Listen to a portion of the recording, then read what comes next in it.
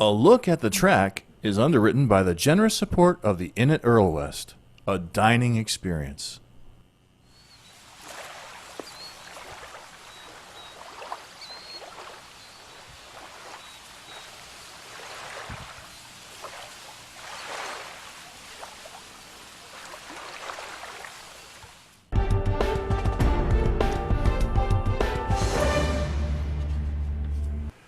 It's Tuesday. Trotter Tuesday. Hello, Trotter. How are you? I'm good. Fine, thank you. Now, he doesn't want me to do this, but I'm doing it anyway. Not only can he pick a winner, he can make a winner. 4 days old, Vincent Christopher arrived to my friend here, Trotter, and his wife, Sarah. Yeah. Oh, I'm very excited. That's unbelievable. Bundle of Congratulations. joy. It's best thing that ever happened to me. It gives new meaning to handicapping, doesn't it?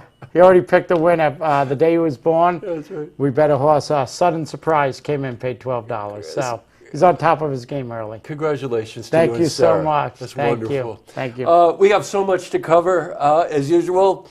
We got to start with the Haskell. You know, those of us watching, because of course the big interest in American Pharoah and is he going to come to Saratoga and all this other stuff. Was he the only horse in the race? I've never seen a horse win like that. He jogged. It really was under a hand ride. Victor Espinoza never took out the whip. There was some stiff competition in the race, and he really, it looked like he was just out there for frolicking in the open woods there, and he just ran away with the race, really. You know, that gives new meaning to run away with the race, right?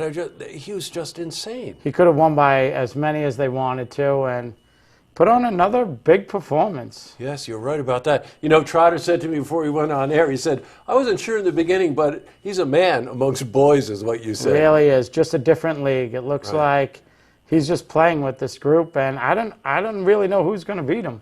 Well, you know something, and of course here in Saratoga we had the Jim Dandy, and I asked Trotter because I was really surprised. There were like 3 or 4 horses in the Jim Dandy. Where were the rest of the horses? They had all gone to Monmouth. A lot of them are defective. They went out to Monmouth. They had a big purse at the Haskell, so they figured if they weren't going to win, at least they could pick up a share, second, third, and pick up a paycheck. And we only had 4 horses running the Jim Dandy. And it was still a pretty exciting race. But And Texas Red. Texas Red, Ket DeSomo rode him for Keith DeSomo, his brother. And it was a good race. Frosted, who ran second to American Pharoah in the Belmont Stakes, ran second to Texas Red. But it was a good race, but kind of the field size was a little short and kind of lost a little bit lackluster race that it should have been. Well, sure. And I think you were telling me that the Haskell, the purse was like 1.7, Yeah, it was a big purse. million. They did it. They wanted American Pharoah. They upped the money, and they showed up. And American Pharoah picked up about $800,000 out of the race. So. Now, you know, we reported yesterday, I think it was, that they've raised the purse at the Travis to like 1.6 million, I think, to try with the same idea in mind, right? Well, they got to put the money on the table if they want the superstar to show up. So we'll see. We'll see if American Pharoah, I mean, everybody's campaigning for him to come. ESPN, he's got to come to this race next, but we'll see. It's up to the owner. It's up to the trainer if they want to come to Saratoga. You had mentioned last week Bob Baffert, the trainer, doesn't have a great winning record at Saratoga. Is there still resistance there, you think? You know, they don't want to lose with this horse. And it just seems like, I saw it the other day, $80 horses come in, $40 horses. Favorites get beat here. And they don't want to have a blemish on American Pharoah's record. You know, it looks like he's a better horse, but there's something about Saratoga. And it seems like favorites have a tough time winning here, and that's in the back of their head. I'm sure it is. I want to talk about Centennial Day tomorrow. I know you'll be there. We're going to find you, by the way. We'll find Big day, you. yep. I'll Big be the day at loud guy track. screaming. But, you know, when you talk about the favorites and whatever, your picks last week didn't exactly come in. But the philosophy was right. Right. But what happened?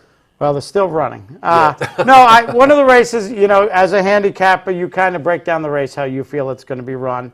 I liked the horse last week. I mentioned I thought he'd be on the loan. I thought he was loan speed. I told you Rosario hasn't been having that great of a meet. He kind of wrangles him back at the start, which right out of the gate, I'm kind of like, what is going on here? 26-1 shot gets on the lead and runs away with the race. And I'm handicapping that I'm loan speed. I'm yanked back, and all of a sudden, 26-1 shot wires them. So you have the right philosophy, but the race doesn't pan out as how you want it. And you kind of turn the page and look for the next winner. Yeah, I got you. All right, tomorrow, big day, Centennial Day. You'll be there tomorrow. I will be there. They have a big pick six carryover. 3 days in a row, they haven't hit the pick six. Wow, and that And accumulates, right? Doesn't it? That Yeah. accumulates. And the big boys step in and put some money in. It's going to be over 200,000 tomorrow. They'll probably dump. I'm saying at least another 800,000 into it. It'll probably be $1 million out there for you to. If you have the only ticket, you'll probably pick up over $1 million on it. But I'm sure the big boys, there's going to be some money spent. It looks like a tricky card, but they're going to be firing at that pick six tomorrow. It's a tough bet, really almost impossible up at Saratoga. But if it's your day, you really get paid. You really get paid. I imagine the IRS might be in the wings on that one. What do They you will think? be there. They always somehow get their hands on any big winnings you have. They don't reimburse you for any of your losings, but that's how horse racing goes. I want to talk a bit about the weekend coming up. You got a couple of picks tomorrow, don't you? I got a couple tomorrow. Kind of a good little sequence to start off. Maybe a horse you want to key on going into this pick six tomorrow. In the 5th race, I like the number 4 horse, Sources and Methods. Violet, first time. He's been good up here. This horse drops in class. Jose Ortiz is riding him, and there's enough speed in the race to set up this horse's leg kick. So I'm going to start out my pick six with a 4-to-1 shot. Number 4, Sources and Method in the 5th race. Right. Now, you're also saying right next to it, the 6th race, you got to pick for that too. If you're not playing the pick six, maybe you want to get in on this early double. I call it Ortiz double. Jose Ortiz on both these horses. This is the number 9 horse, McElroy.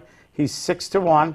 He drops in class again for Rudy Rodriguez. People want to win up in Saratoga, so they don't mind dropping their horse a little. Maybe the horse gets claimed, but they get a win. This horse, Ortiz is on him. He's a great rider on the front end. Hopefully he sends this horse.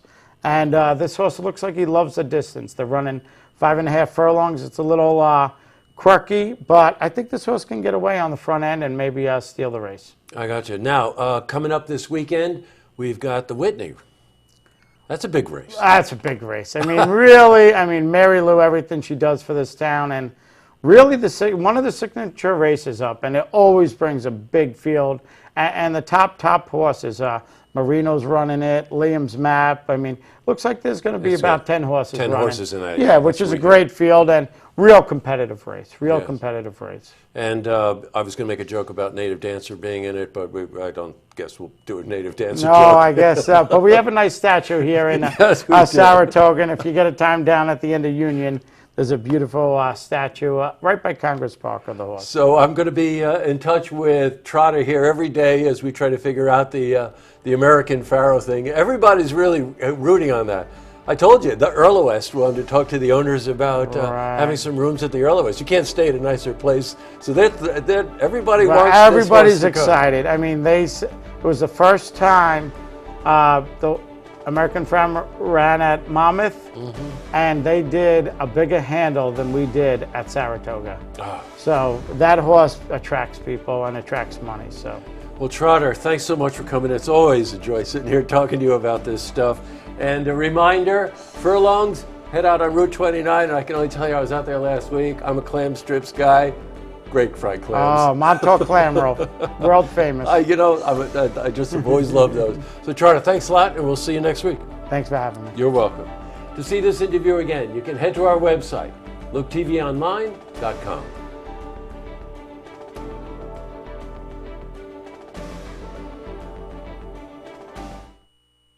A Look at the Track is underwritten by the generous support of the Inn at Earl West, a dining experience.